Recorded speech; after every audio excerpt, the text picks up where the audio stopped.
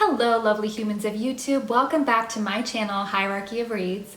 My name is Tiffany and today I am here to share a book review with you all, and it's one that is long overdue and that I'm actually really excited to talk about.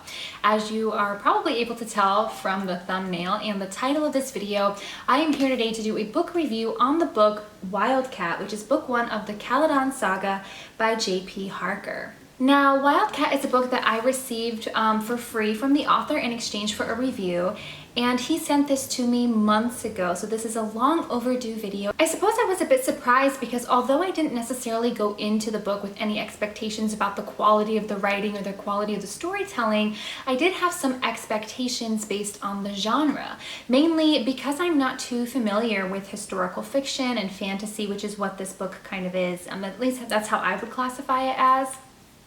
I was worried that some of the verbiage wouldn't be accessible to me. However, that was not the case with this book at all. The verbiage was really kind of simple and accessible, but not in a way that made it unenjoyable to read. You know, it wasn't overly simplistic. And so I did really appreciate that. All right, so this book is quite long. It is a total of 551 pages, making it the longest non-textbook book that I have read in quite a long time, and especially this year.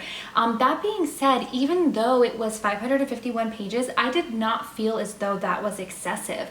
Most often when I read books over 200, 300 pages, I feel as though it's long for no reason. There's a lot of extraneous information in there that doesn't add to anything, doesn't give me any real solid information or do anything for the experience of the reading. But when I was reflecting back on everything that was within, these pages, there's really nothing I can think of or nothing that comes to mind of stuff that I think could easily be edited out or anything that was kind of valueless. And so I think that that's a really great sign. So this book follows our main character, Rhianwen. I don't really know how to pronounce her name, but either way, it's Rhea for short. That's what she's, called throughout most of the book, is Rhea. So Rhea's life story and her trajectory is really told through kind of her trying to make sense of and balance out her different roles within her life. She's a warrior, she's a wife, she's a mother, and trying to figure out how to balance all of these different roles and the expectations that she places upon herself and that others place upon her. So when we meet Rhea, she is preparing for a battle. We start to know a little bit more about Rhea. So she really embraces and enjoys being a warrior. It's very much a part of her identity, how she sees and conceptualizes herself. She is part of the Caledon people. That's kind of her tribe of people. And she lives in an area where she's kind of warring against different tribes or groups of people, but they, for the most part, from what it seems like, at least as the book was written, they try not to engage in needless wars. They try not to engage in needless battles. And even though they do kind of open fighting and they do go to war and they do, kill and all of that, there does seem to be this sort of underlying implicit code of honor among these different groups of people. But as the story progresses, a new group of people kind of infiltrate their territory and their land. These are the Gaians, and the Gaians have a totally different political philosophy, lifestyle philosophy, totally different battle and war philosophy. And so it's really about these people. If I'm not mistaken, the term that kind of identifies this entire group of people are the Caledon versus the Gaians. And through this process, through these warring groups of people, something quite tragic happens in Rhea's life, and it fundamentally changes her entire world. The story then progresses by following Rhea, her friends, her family, her people, old and new, and talks about and explores how they cope with these changes. For Rhea, how she copes with this trauma that she's dealt with and how she kind of reconceptualizes her identity and her sense of self. This book explores so many themes that I really, really loved, valued, and enjoyed. I really liked the way that the author wrote about a lot of these topics because he kind of subtly gave you the information. He didn't write everything out for you, and he let you kind of come to conclusions about what certain things mean or what they didn't mean or what they might have meant or not meant to the characters. And he was able to address a lot of these really complex and difficult life situations in a very nuanced way. And so that was really something that stuck out to me, and something that I think is quite rare in contemporary literature, especially, fantasy or historical fiction, at least the little bit that I have read. So I really, really valued that. I'll also say that our main character, Rhea, is a female, and she's written by a male author. Now, of course, I'm not saying that people can only write stories or good stories about their own gender or the gender that they identify as. That's not the case, but in my anecdotal experience, a lot of times when I've read female characters written by male authors, they almost become kind of caricatures of themselves.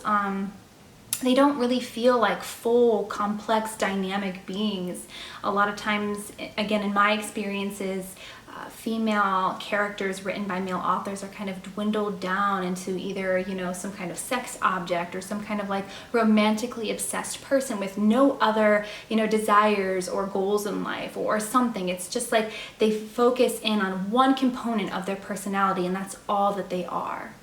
But I did not feel that way about Rhea at all. In fact, she felt like a real person to me, which also kind of helped me feel invested in the story and in the book. I was invested in Rhea. And again, she felt like a real person. She felt dynamic and complex. And when she would talk about, different things like her changing loyalties and the way that trauma has impacted her and her thoughts and her kind of difficulty and balancing her different roles and being who she wants to be versus who she feels pressure to be versus what her society tells her to be, it felt very substantial and very complex. And I really, really appreciated that. To me, that was like a breath of fresh air for this kind of a book. There are so many topics that this book explores, again, in this very subtle but really great way. It explores gender differences in the experience of being a warrior, right? In this culture, women can fight and be a warrior, but only to a certain extent. There's this kind of noble group of warriors that Rhea really kind of has her eyes set on. She's really curious about and kind of wants to be, in the beginning at least.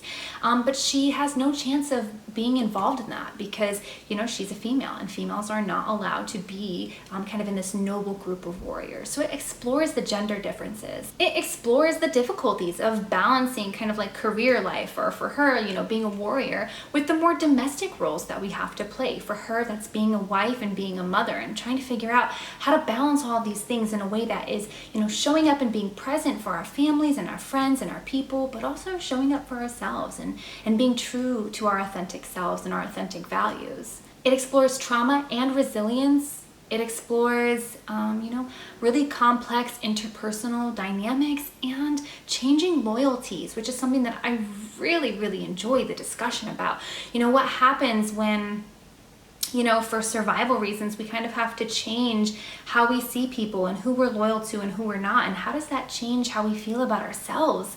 And our kind of place in our world, and the guilt that a lot of times comes with that. I thought that the discussion surrounding that conversation, again, was very subtle but beautiful. I really, really liked that part of the story. There's a lot of politics involved in this book too. We have different, warring groups of people with different ideologies about life and war and how to live. And there's a lot of politics in there that I really enjoyed. There's also a lot of battle talk, battle strategies, and kind of learning about the different ways that different groups fight and how this plays out.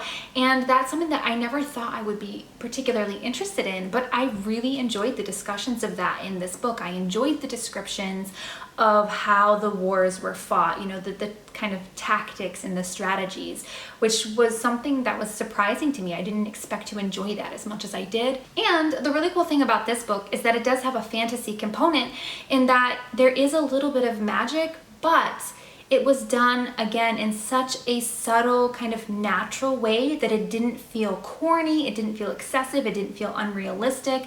And I really, really enjoyed the way that that was included in the story. Again, I don't have a lot of experience with fantasy, but in the little bit that I have been exposed to, one of my frustrations is that, the magic is like kind of over the top, or the fantasy components are over the top, and either there's not enough world building to make that seem like realistic or to even really know what's going on, or it just seems kind of, you know, silly and unbelievable. But this has magic, and it's in such a kind of like subtle, natural, believable way. It's slowly introduced into the plot, and so I have no complaints about that. I really did enjoy that part of the book. I typically tend to rate my books on overall enjoyment, overall experience. And so with that in mind, I did rate this book 4 out of 5 stars. I could tell that I was really invested in this book when I was reading through the last battle scene and something very unexpected and shocking to me happened, and I was pissed off. I was pissed off at the book. I was pissed off at the author for a moment. Sorry, Mr. Harker, but I was pissed, you know, because I wasn't expecting it, and I was really invested in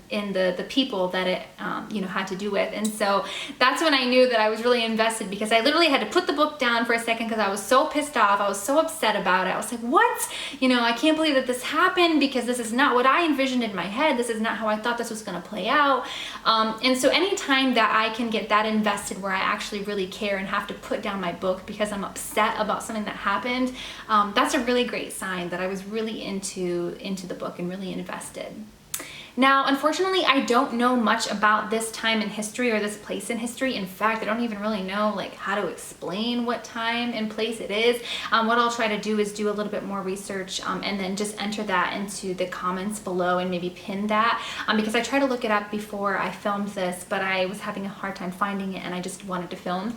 But I'll go ahead and do that. But from reviews that I've heard of other people who read this, they say that it's pretty historically accurate too. I can't really personally speak to that, but that's just something to know. And yeah, I do plan on reading the second book in the series, which that says a lot right there, because typically, you know, I never continue on with the next book in any series. It's something that I've talked about before, that I don't know why I do that or why I don't read the series. I just usually read one and then just end it. But this one, I actually really want to know what's going to happen now, how we're going to follow the main character, you know, going forward, and what's kind of going to happen to her.